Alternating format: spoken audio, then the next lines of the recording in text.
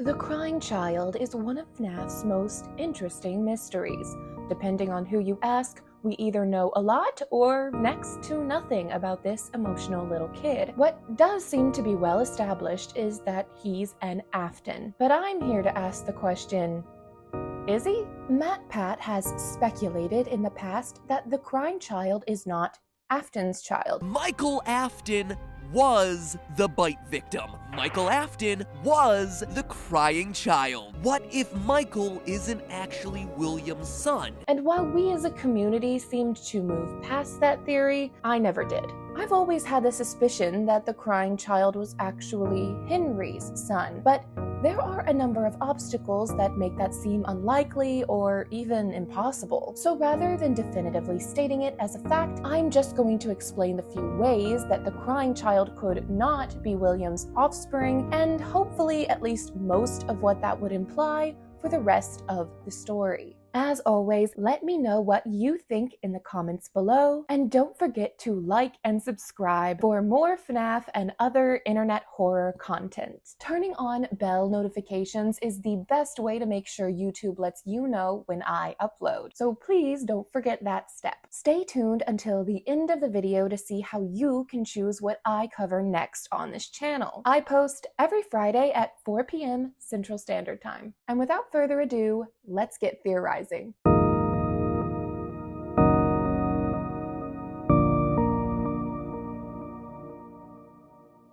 am starting with kidnapping partly because I believe there is the most amount of evidence to support it, but also possibly even more evidence to refute it. It's also kind of the easiest to explain. So let's start with the supporting points and then we'll move into the potential issues. William Afton's proclivity for kidnapping is a recurring theme within the FNAF universe. It is suggested by the Toy Chica the high school years cutscenes from Ultimate Custom Night that William kidnapped at least some of his victims. We also know that the Funtime animatronics that are presented as William's creations have abilities that would be able to assist in kidnapping.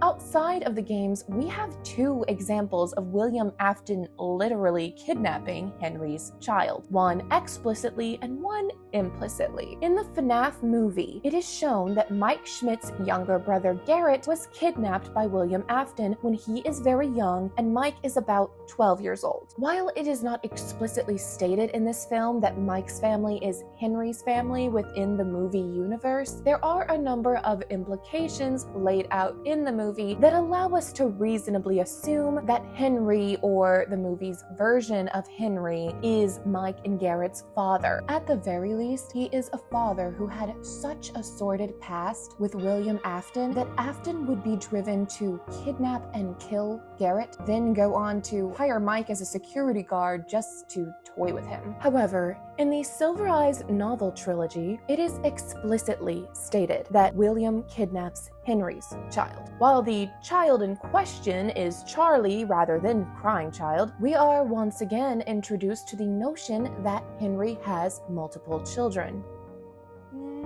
And for anyone who says Sammy from those books isn't real, you should go back and read them again. Or you can just watch Not Real Names video linked above to refresh yourself.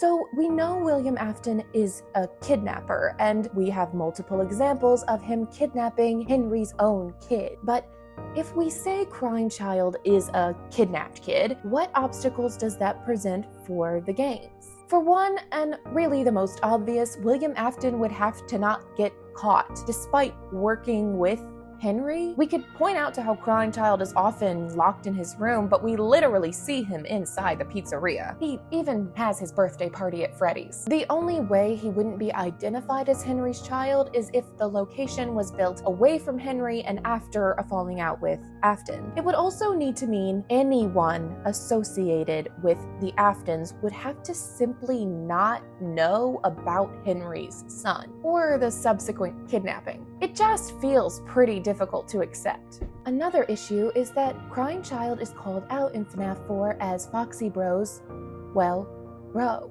This would mean that Michael would need to be on board with pretending the crying child is his brother. Now, I can work around this by saying that he's a kid and he would need to do as his father said, regardless of how he felt about it. We can even speculate that this is how the situation is treated with Vanessa in the FNAF movie. She clearly knew Garrett and presumably got close enough to him that she held on to his toy plane. Alternatively, I could say, well, really only Foxy Bro's friends suggest crying child is his brother. He never says it himself. But at the end of the day, it's very confusing that Scott Cawthon would write a story wherein Henry loses a child to kidnapping by William, and not only never seems to find his kid, but also never learns of his untimely death by bite to the head via animatronic. It seems like something that would make the news, and Henry would have hopefully chosen to keep up with news surrounding Freddy Fazbear's. Furthermore, Henry doesn't even mention a son in his final monologue in FNAF 6. He talks directly to Elizabeth, to William, and other victims, even our player character, presumably Michael. But crying child gets nothing. It's kind of baffling even if you don't believe the two are related. Another point against this is why would William then go on to obsess over putting crying child back together as stated in FNAF 4 after the bite that took his life? So much of Afton's motivations for killing is speculated to have sprung from either crying child or Elizabeth's death. Well, for one, I don't think William is saying this. I definitely understand it. The text color, the way it seems to jumpstart his experimentation. And if William did say that out of a genuine desire to bring his darling son back to life, that discredits the entire notion that crying child is kidnapped out of cruelty against Henry. But in all of my time ruminating, and especially after the movie and later games, I just don't think crying child's death happens before the missing children's incident. I believe the Fredbear plush is the one saying that line and is one of the missing children, likely the vengeful spirit. Similar to the way Abby speaks to the children through her drawings in the FNAF movie, crying child speaks to them through his stuffed toys. I know this leaves really no explanation for why Afton begins his crime spree, but I also think that's okay. Has anyone ever considered for even a moment that William Afton is just a bad person? To me, if William did say this line to the crying child, or if we want to say Afton from that point on was attempting to figure out a way to build a robot replacement kit, I would venture to say it's more likely that he kidnapped him with the purpose of experimenting on him. If I'm right about the missing children's incident being first, then Afton simply happened upon the effects of agony, or just possession, depending on your school of thought, entirely by chance. The other possibility is that Charlie is the first death, and William learns about the possession of the puppet, then goes on to kill to try to learn about it. Basically, there are other options. It doesn't have to be that Afton is mourning the loss of a dear child, but I get it. We want him to have a sensible motivation, and crying child's death feels right.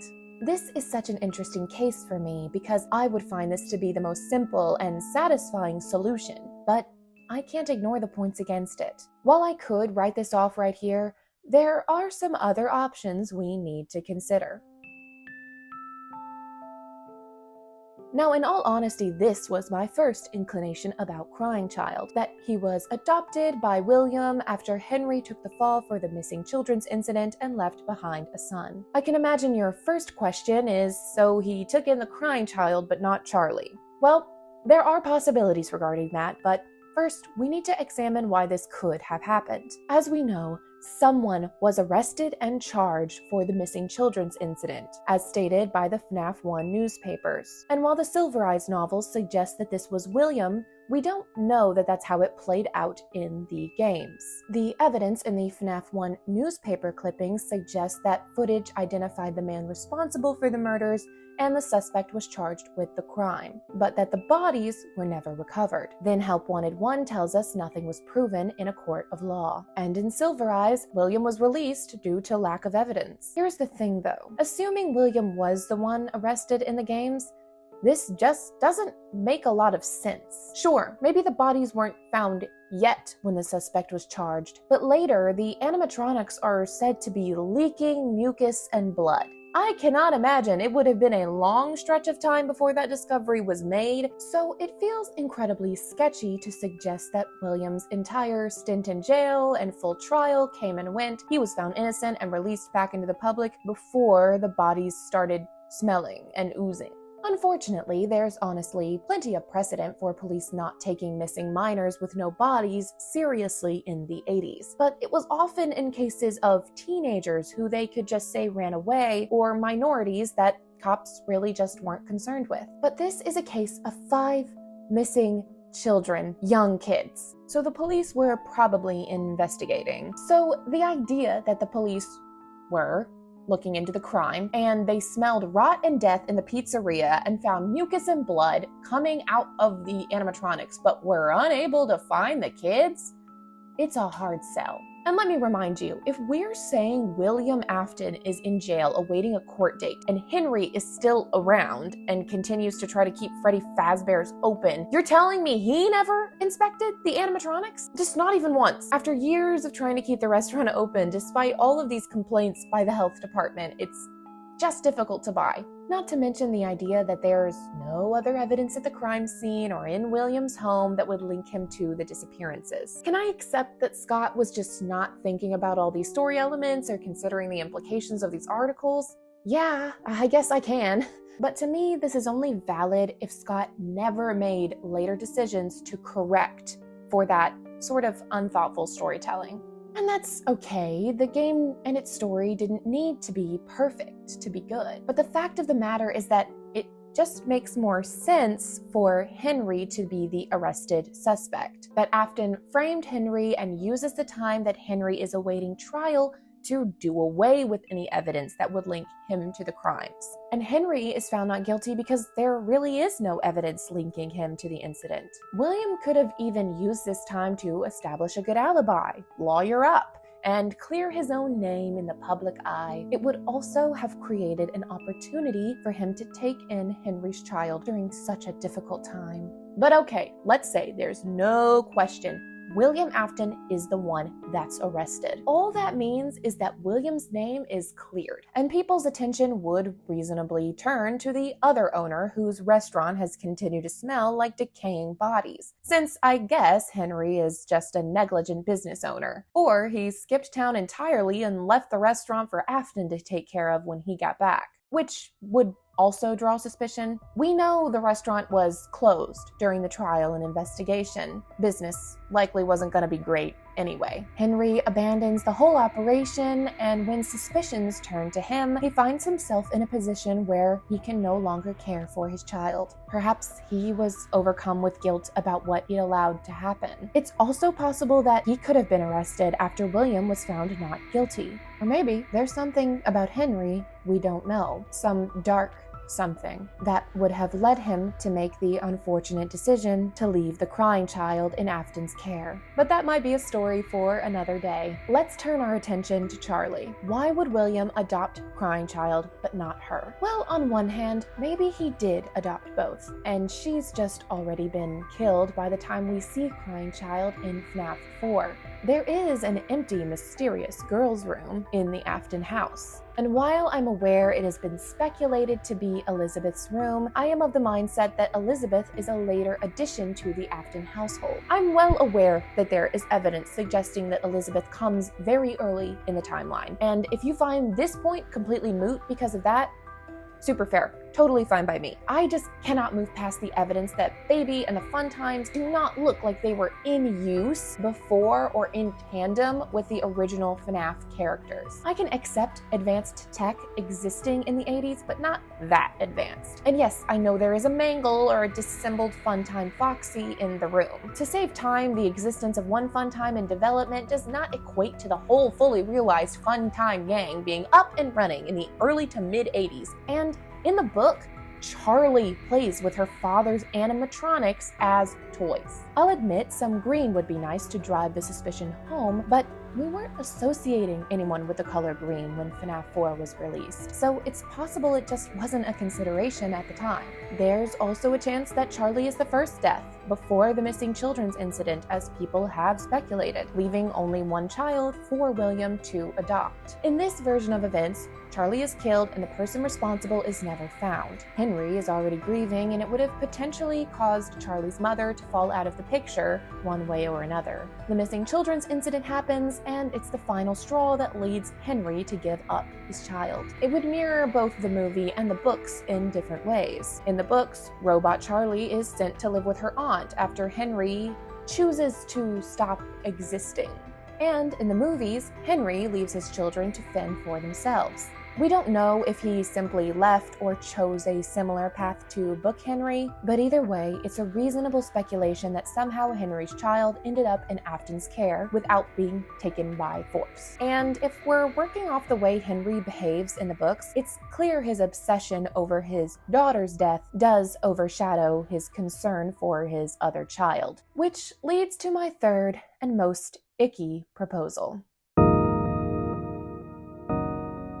In the Silver Eyes novels, it is ultimately revealed that after Charlie's kidnapping, Henry's endless grief causes him to neglect his wife and other child, a son named Sammy. His wife ultimately leaves him, taking their son with her. There is a wild and unfortunate possibility that she ends up married to William Afton, and the crying child becomes William's son through marriage. This would be a bit out of nowhere. It's not really telegraphed anywhere, and my only evidence points are shaky at best, but that doesn't mean it's impossible. If MatPat can speculate that Mrs. Afton owns Fazbear Entertainment, then I can speculate she's actually Henry's ex-wife. But why do I think this? Book Henry's wife is depicted as having blonde hair, and in Sister Location, the Immortal and the Restless cartoons depict a blonde-haired woman named Clara and a vampire named Vlad arguing about child support and a diamond ring, which suggests a divorce. Now, this is immediately shaky evidence for a couple of reasons. For one, it would make more sense for Vlad to represent William in this instance, and two, the cartoons suggest the couple had a baby together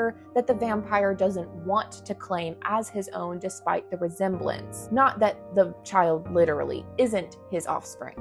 I don't feel I did the best job explaining this the first time around, so I am trying again to be a little bit more coherent. Basically, the reason the evidence is shaky is because the television show is about a woman and a vampire getting a divorce or seeming to already be divorced. It's very likely that the vampire doesn't represent Henry, and just showing a blonde woman getting a divorce isn't terribly supportive evidence to the idea that Henry and his wife were divorced in the game universe. However, I do think that it can support the idea that Henry's wife at least at some point got married to William Afton and then proceeded to get a divorce from him as well, because of the visual similarities between Clara and the wife in the Silver Eyes trilogy novel. Again, it's shaky evidence, but I just feel like I did a bad job presenting it originally, and I hope this makes more sense. If not, sorry.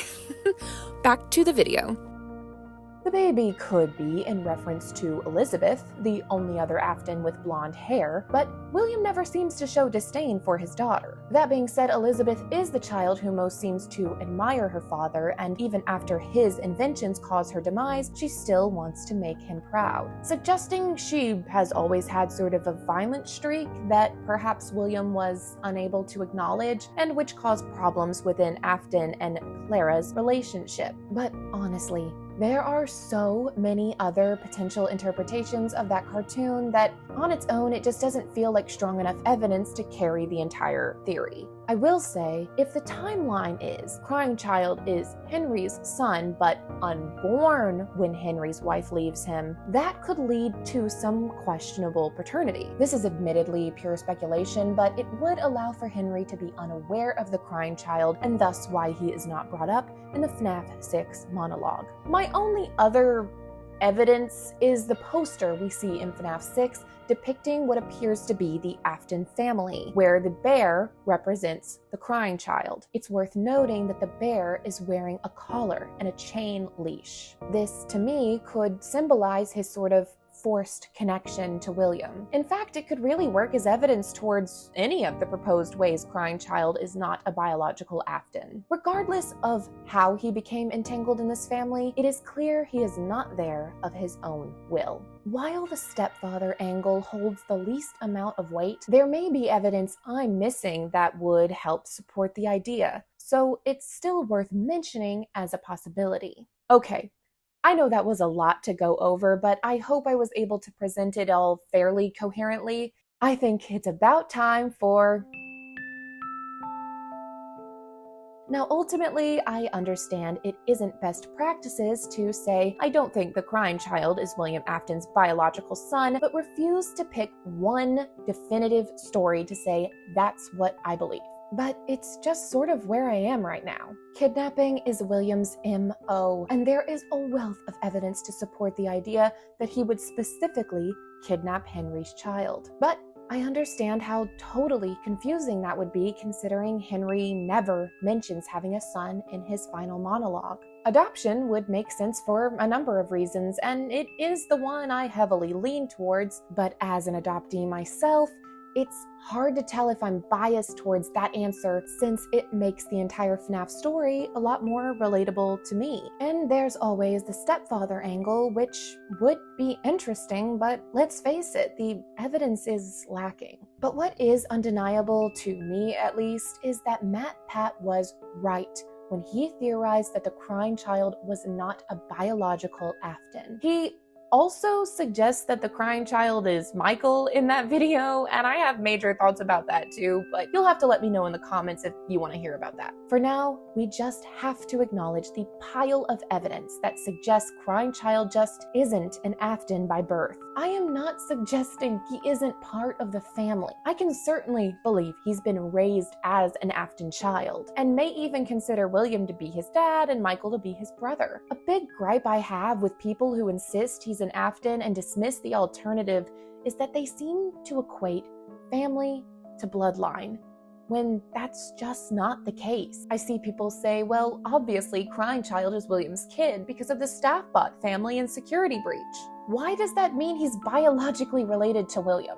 I personally have a lot of love for my biological family, and I am lucky to have had the opportunity to know them, but when I start talking to people about my parents, nobody assumes that I'm talking about my biological mother and father. They know I'm speaking about who raised me. None of my siblings growing up referred to me as their adopted sister unless it was contextually relevant. If I'm honest, there are a lot of adoptee-specific evidence points I left out of this video, not because they're necessarily weak points, but I really just don't believe it's likely that adoptee psychology and behaviors would be something Scott Cawthon would delve into or expect his audience to pick up on. But the comparisons are there if you look for them. Regardless of whether or not this theory is one you agree with, I hope I've at least communicated how important it is to make sure we're not too narrow-minded in our definition of what makes a family. And that's it for this week's video. Please do not forget to like and subscribe so the YouTube algorithm knows to recommend my videos to you. I make videos about FNAF and other internet horror content, and I would love to have you become a part